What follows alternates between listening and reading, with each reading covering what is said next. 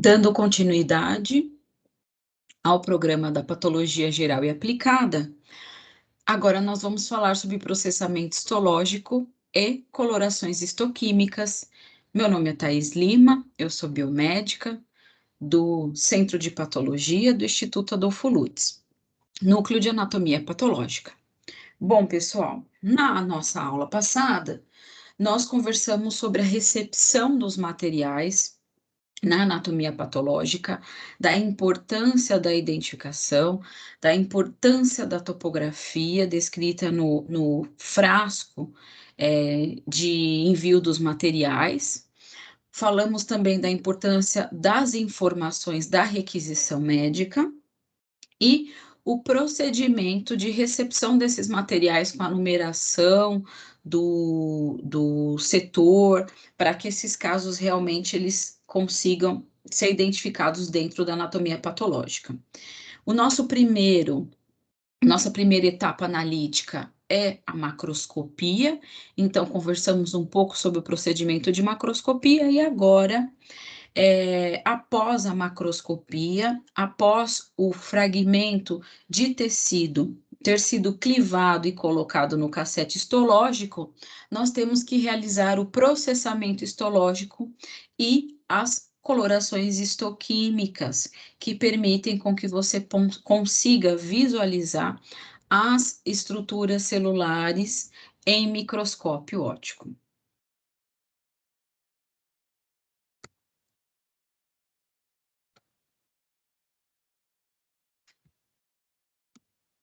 Bom, qual que é o intuito do processamento histológico?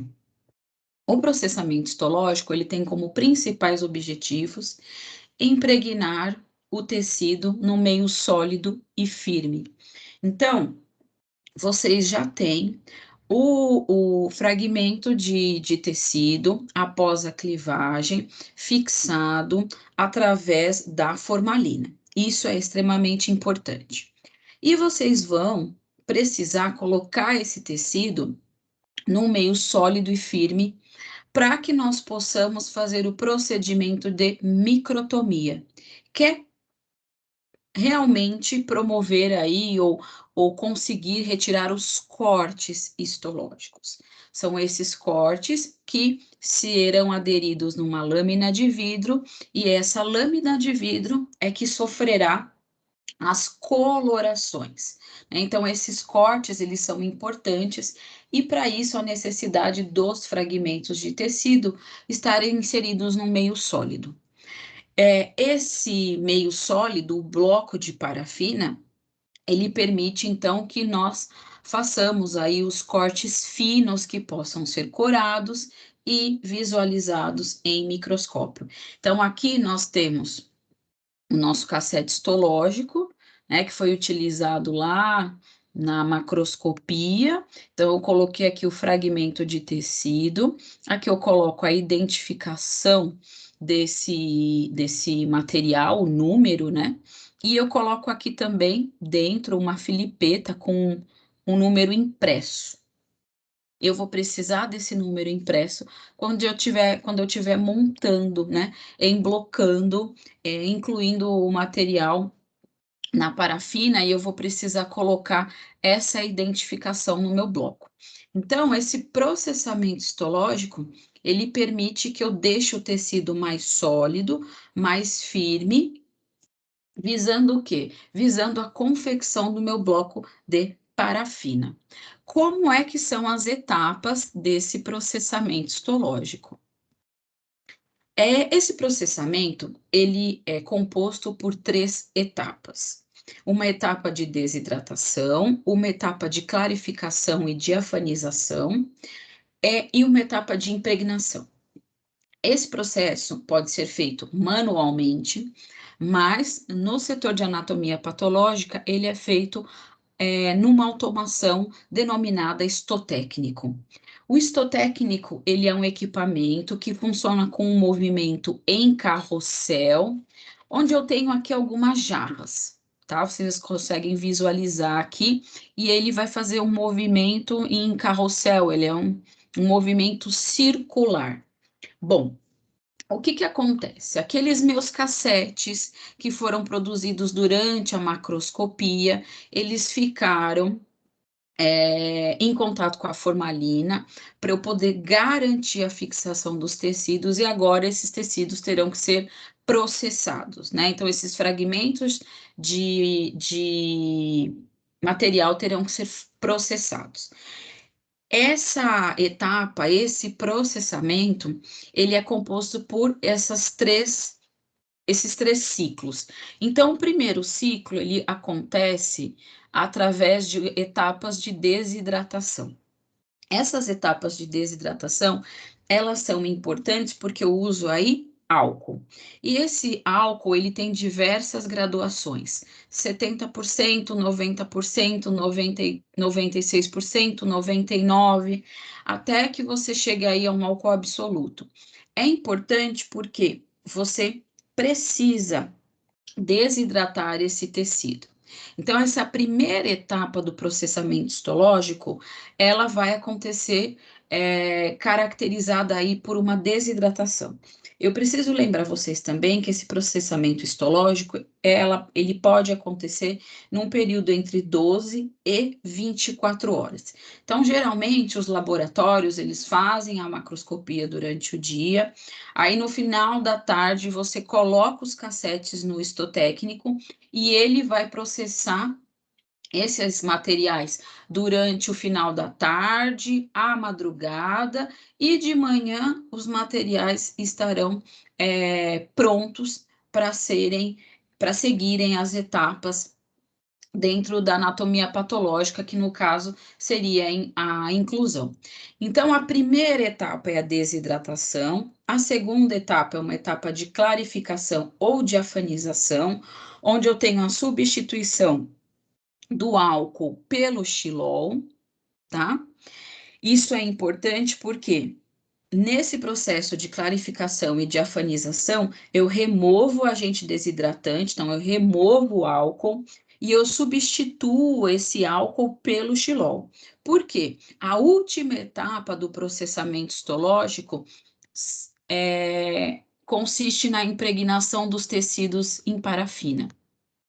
E se eu não tenho esse material embebido em xilol, eu não consigo manter aí, eu não consigo ter um meio propício para a penetração da parafina. Essa parafina, ela está em estado líquido, então ela está em torno de 58 a 60 graus, para que ela consiga penetrar nesses tecidos. Então, esse procedimento, essa movimentação dos cassetes no histotécnico, nesse movimento circular, nesse movimento em carrossel, permite com que o tecido seja desidratado, clarificado ou diafanizado e impregnado pela parafina líquida. É interessante que depois que o material sai do processamento histológico, sai do histotécnico, ele precisa migrar para a próxima etapa, que é a etapa da confecção dos blocos. Então, os fragmentos, eles vão ser incluídos num bloco de parafina, para que você tenha aí a formação da matriz, que é importantíssima dentro da anatomia patológica para promover os cortes histológicos. Bom, a próxima etapa, então, depois do processamento, é a inclusão. A inclusão é feita colocando-se o fragmento impregnado por parafina, que veio do processamento histológico, no molde de inox. Esse molde de inox, ele é preenchido por parafina líquida, lembrando que essa parafina está em torno aí de 58, 60 graus Celsius, e aí ele é coberto com a base do cassete e também nós colocamos a identificação do material. Então, como funciona isso?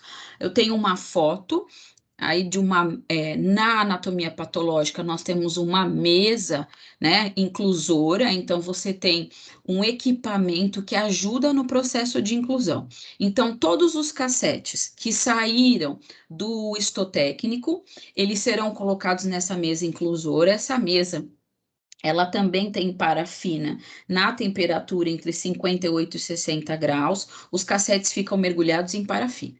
E aí, conforme eu vou fazendo a minha rotina, eu pego um cassete, pego um molde metálico, preencho esse molde metálico com parafina, aí eu abro o meu cassete, pego o meu fragmento, coloco esse fragmento dentro da parafina líquida, coloco a identificação do material, aquela filipeta com o número do caso, e coloco por cima o corpo do cassete, ó. Tá?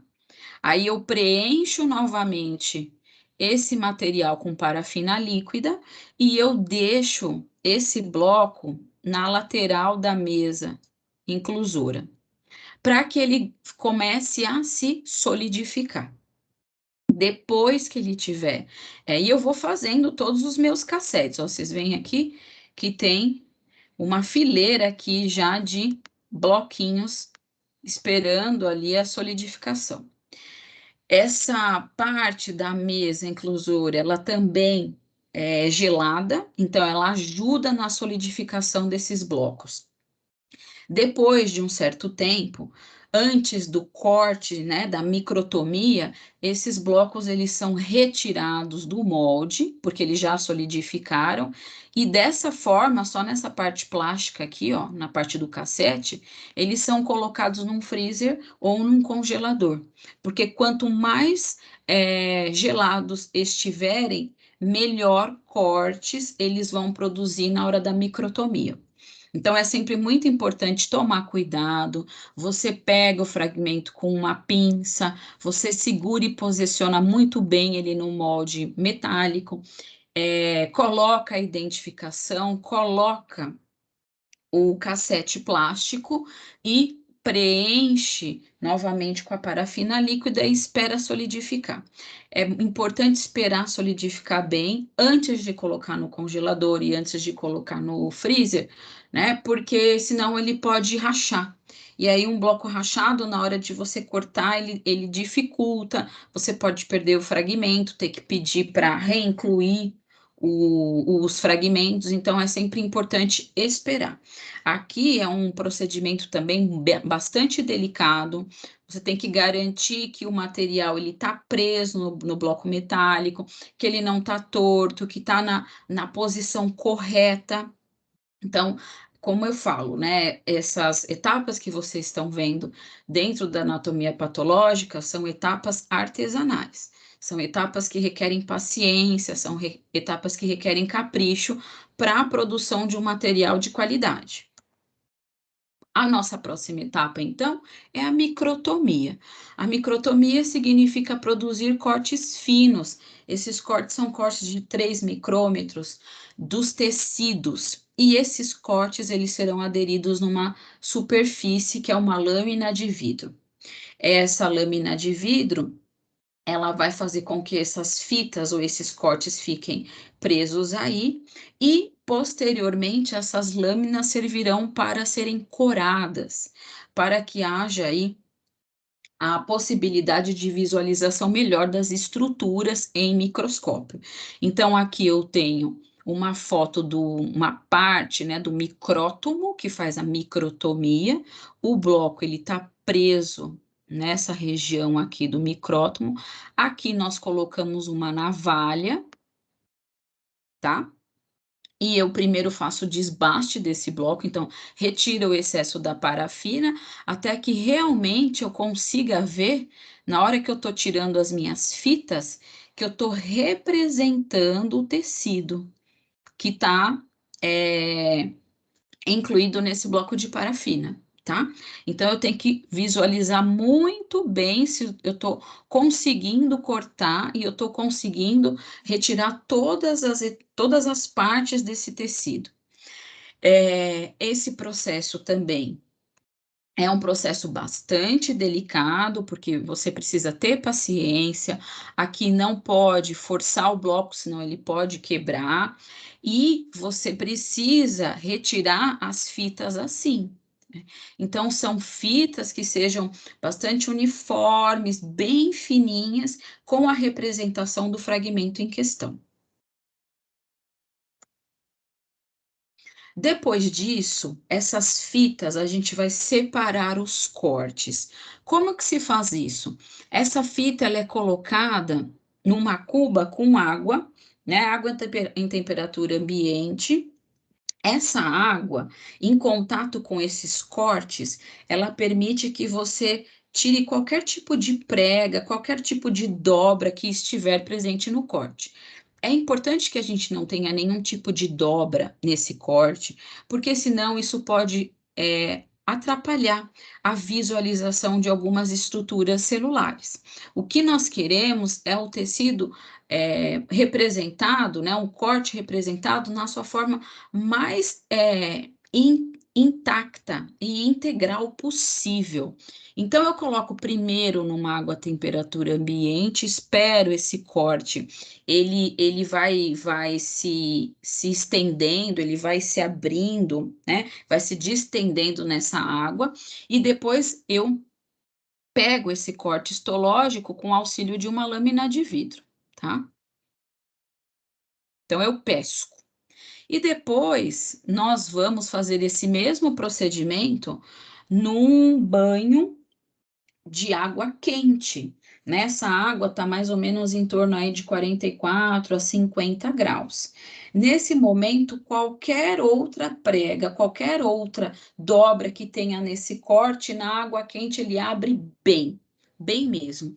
E eu vou de novo pescar o meu corte com a minha lâmina de vidro. E ele vai ficar presinho aqui. Aí eu tenho o meu corte aqui na minha lâmina de vidro, e aqui eu já tenho até uma, ó, identificada. Nós também identificamos as lâminas com o número dos casos, a lápis, e depois de coradas, a gente coloca aí uma identificação com etiquetas. Bom, então, as nossas lâminas estão prontas. Nós já cortamos os nossos blocos de parafina, as lâminas estão prontas, mas antes delas irem para coloração, eu tenho que fazer mais outras duas etapas. Vejam e notem que essas lâminas, se vocês observarem o corte, é tudo transparente, né? Não tem cor aqui, é totalmente incolor. Se você pegar uma lâmina dessa e colocar no microscópio, você não vai conseguir ver as estruturas, né? Você não vai conseguir identificar as regiões, né, dos tecidos, identificar as estruturas. Então, há necessidade de fazermos com que esses cortes, essas lâminas, sejam coradas. Bom, essas lâminas, depois que eu coloquei o corte histológico, eu preciso fazer mais uma etapa de desparafinização e hidratação desses cortes. A desparafinização, ela acontece em estufa. Então, eu deixo as minhas lâminas em estufa, por pelo menos uns 20 minutos para remover o excesso de parafina. Então, se vocês notarem no slide, né, no slide anterior, se vocês prestarem atenção, em volta do tecido tem, ó, em volta do tecido, tudo isso aqui é parafina, tá? Então, o que que eu quero? Eu vou fazer com que eu tenha a remoção desse excesso de parafina. E eu também fixo esse corte na lâmina de vidro, porque depois eu vou passar por vários banhos nos corantes, eu vou passar na água, vou passar em álcoois, então existe a possibilidade desse corte descolar da lâmina de vidro, e não é isso que eu quero. Então, eu deixo em estufa. Depois eu também ainda coloco essas lâminas em contato com xilol. O xilol também ajuda a remover o excesso da parafina dos cortes. Esse material depois ele vai sofrer uma reidratação, então eu coloco essas lâminas em contato com álcoois em concentrações decrescentes, 100%, absoluto, 90, 80, 70, para hidratar esses cortes, e depois eu vou lavar os cortes com água destilada. Quando os cortes saem da água destilada, eles estão prontos para serem corados. Só para nós relembrarmos as etapas do processamento que vimos até agora. Então, a obtenção do material, isso aconteceu ou lá num consultório médico, ou num serviço de verificação de óbitos, num local que onde acontecem necrópsias, então os fragmentos foram obtidos, eu realizei as biópsias e coloquei esses materiais para serem fixados. Então é sempre bastante importante nós lembrarmos da proporção do tamanho do fragmento e do fixador, porque senão a fixação não acontece de forma homogênea, então fica uma parte externa do tecido fixado e o interior cru. Então, isso pode inviabilizar a análise histológica. Depois disso, nós recebemos o material em contato com a solução fixadora ou a formalina, nós vamos fazer a checagem do material e das requisições que acompanham, e nós vamos fazer o processo de macroscopia e clivagem. Clivados os materiais colocados no cassete histológico, juntamente com a sua identificação, eles irão para o processamento histológico, que acontece no histotécnico. Lembrando mais uma vez que no histotécnico acontecem 3 etapas de tratamento: uma desidratação, uma diafanização ou clarificação, e depois a infiltração ou a penetração da parafina nesses fragmentos de tecido. Depois disso, esses fragmentos com tecido, eles estão prontos para serem incluídos num bloco de parafina, num procedimento chamado inclusão. Formado o bloco de parafina, nós vamos levá-los ao micrótomo para que aconteça a microtomia ou as fitas, a confecção dos cortes histológicos, e esses cortes eles vão ser aderidos às lâminas de vidro, e essas lâminas de vidro vão sofrer colorações. E depois serão montadas com auxílio de entelã e lamínula e observadas em microscópio. Agora, na anatomia patológica, na histopatologia, nós temos vários tipos de colorações que podem ser realizadas nessas lâminas de corte histológico. Mas dentro de tudo que se tem disponível, a primeira coloração é a de hematoxilina e eosina, que é uma coloração base, uma coloração mãe dentro da histologia para poder avaliar tecidos. Bom, se vocês lembrarem mais uma vez daquela lâmina que saiu da microtomia, e aí ela foi observando, você não vê absolutamente nada. Ela sofreu desparafinização, ela foi reidratada e você também não consegue visualizar nada. Em microscópio óptico, é importante que esse material esteja corado. Então, as colorações promovem o contraste colorido das estruturas celulares e teciduais para observação e interpretação por microscópio óptico. Então, é por isso que nós temos que fazer a coloração desses materiais, a coloração dessas lâminas. Modos de coloração. Nós temos por meio de utilização de corantes, que é a citoquímica, por meio de reações coloridas que evidenciam a natureza química das substâncias nos tecidos, que é a histoquímica, e também pela deposição de certos metais nos tecidos, utilizando um princípio de depósitos metálicos.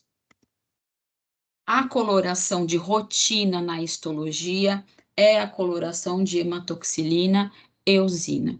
Essa coloração é extremamente importante, todas as lâminas, todos os cortes histológicos passam por essa coloração de hematoxilina e eosina antes para os patologistas observarem esses tecidos, e depois eles pedem outras colorações que são relevantes para a pesquisa da suspeita ou da hipótese diagnóstica que eles estão investigando.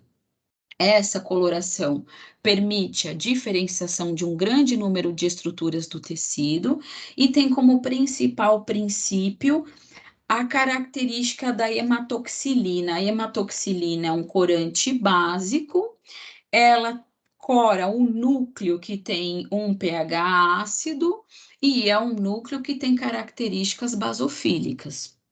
A eosina é um corante ácido, então ele vai corar citoplasmas e fibras do tecido conjuntivo, que tem pH básico, e aí nós temos estruturas acidofílicas. Essas estruturas ficarão coradas em rosa e o núcleo ficará corado em roxo azulado. Mas além da coloração de hematoxilina e eosina, nós também temos outras colorações histoquímicas.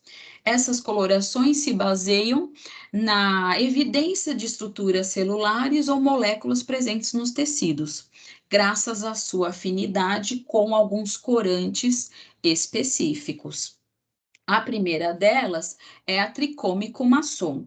Essa coloração ela é importante porque ela ajuda a evidenciar tecido muscular das fibras colágenas. Então, nesse corte que vocês estão vendo aí à direita, as fibras colágenas elas ficam coradas em azul, as fibras musculares em vermelho e os núcleos celulares também em vermelho.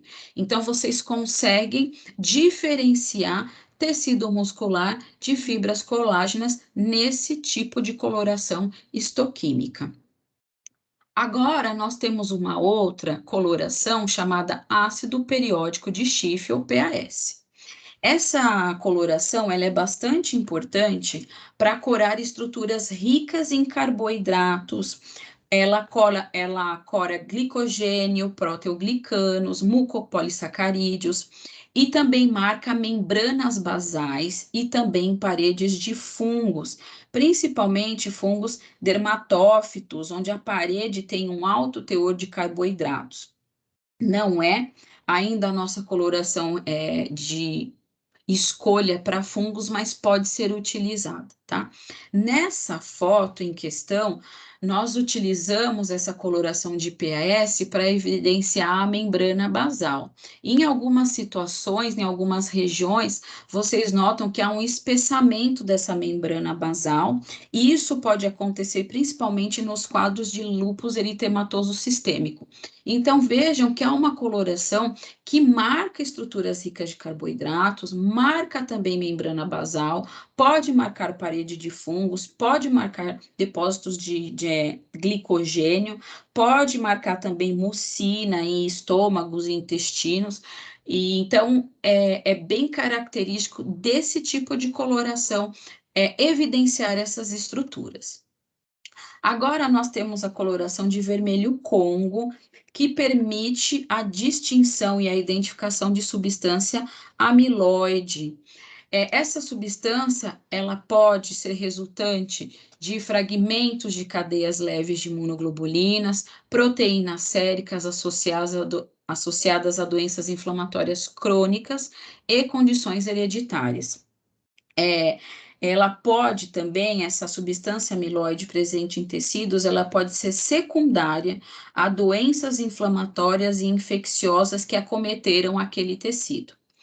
Essa coloração de vermelho Congo, ela acaba resultando numa coloração vermelho tijolo, né? Então, como a gente nota aqui, os depósitos de substância amiloide e essa coloração vermelho tijolo.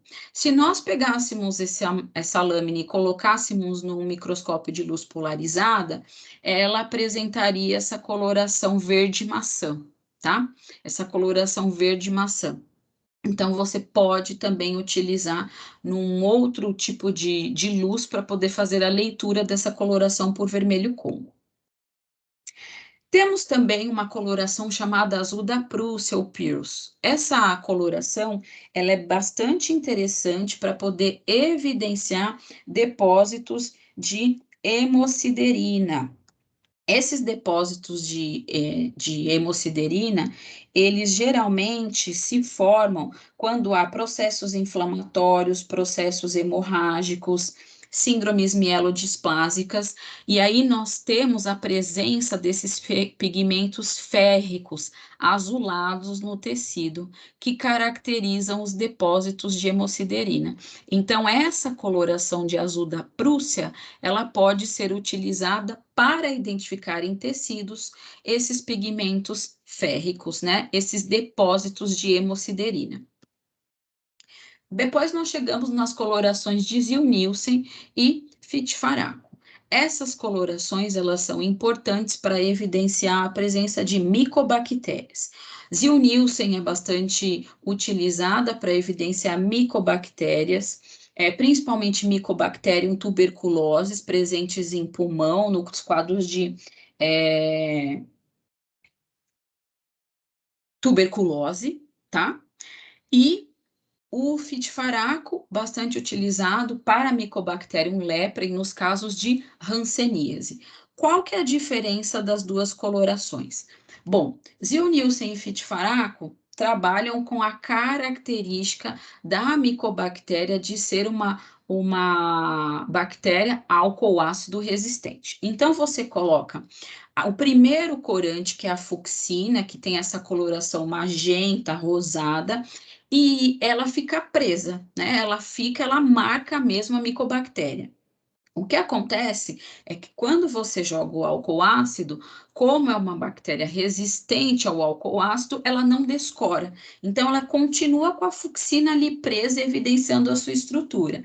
E depois, quando você joga a coloração de fundo, que é um azul de metileno, você vê que o fundo fica azul e a micobactéria fica magenta, fica rosada.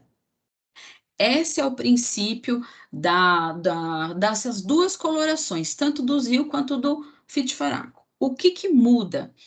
Muda que para a pesquisa de Mycobacterium lepra, é importante que se faça, né, recomendado que se faça o Fitt-Faraco. Por quê? Você tem uma etapa prévia da coloração, que é colocar a lâmina numa substância gordurosa. Então, você vai colocar no Fitt-Faraco essa lâmina numa substância onde você vai ter vaselina e terebentina misturados. Você engordura essa micobactéria para depois fazer o processo de coloração. O indicado é que você consegue visualizar melhor a micobactéria íntegra em pele, e tem algumas lesões antigas onde essas micobactérias, elas perderam essa capacidade ácido resistente, né? Álcool ácido resistente.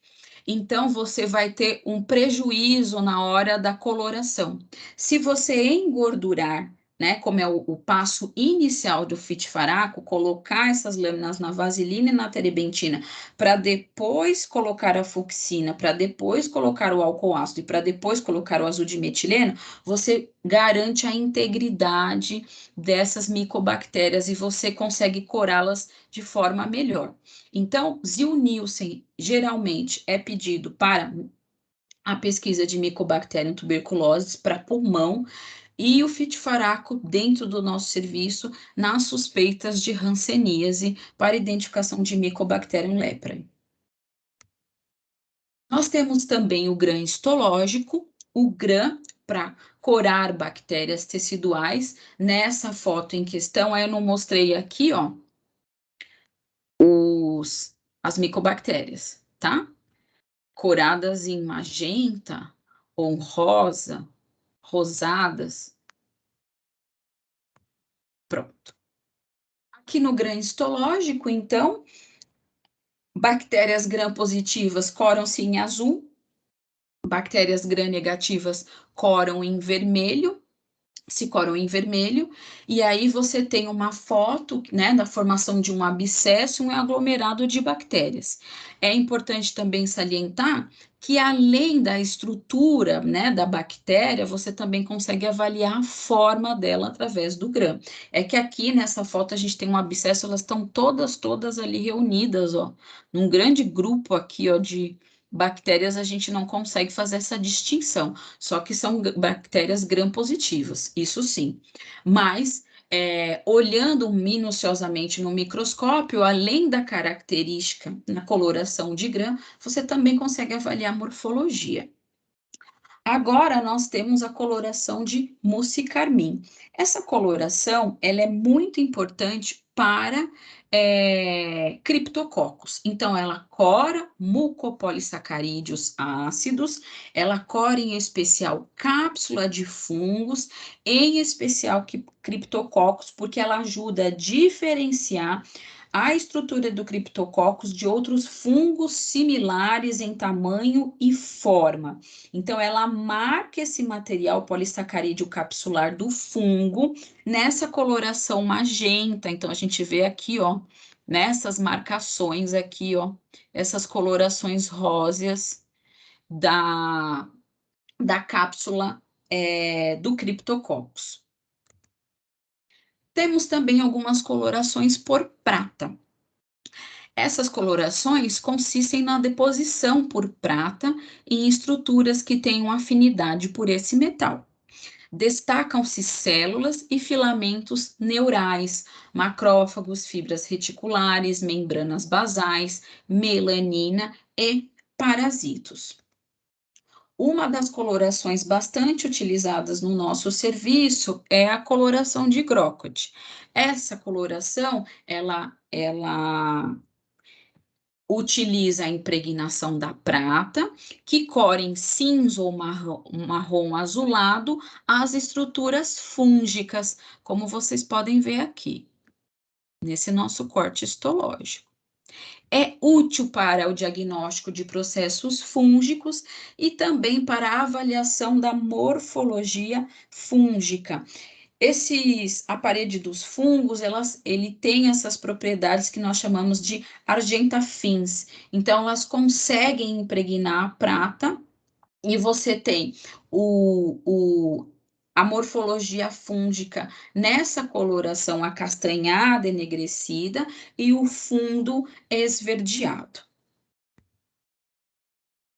Nós temos também a coloração de Fontana-Masson, que é uma coloração bastante interessante para poder avaliar grânulos de melanina. Esses grânulos de melanina reduzem o nitrato de prata, amônia, e formam depósitos enegrecidos, depósitos pretos. A melanina se cora em preto nos ceratinócitos basais, como nós estamos vendo aqui, ó, tá? Por que é importante avaliar a melanina? Vamos supor que a nossa suspeita diagnóstica seja vitiligo. Os quadros de vitiligo, eles são caracterizados por uma hipoexpressão de melanina. Então, nós vamos ter uma distribuição de melanina irregular, ou quase não vamos ter essa presença da melanina. Então, é importante, esse é um exemplo de uma utilização, né, dessa coloração de Fontana-Masson. É importante também avaliar que nessas colorações, né, essas colorações todas complementares, elas estão relacionadas com a primeira visualização daquele tecido pela coloração de hematoxilina e eosina. Então, primeiro você faz esse screening utilizando hematoxilina e eosina e depois você vai buscar as colorações histoquímicas que estão realmente relacionadas com a suspeita diagnóstica ou com aquilo que você observa nos tecidos. Eu gostaria de agradecer a todos, deixo mais uma vez o meu e-mail, caso vocês tenham alguma dúvida, muito obrigada.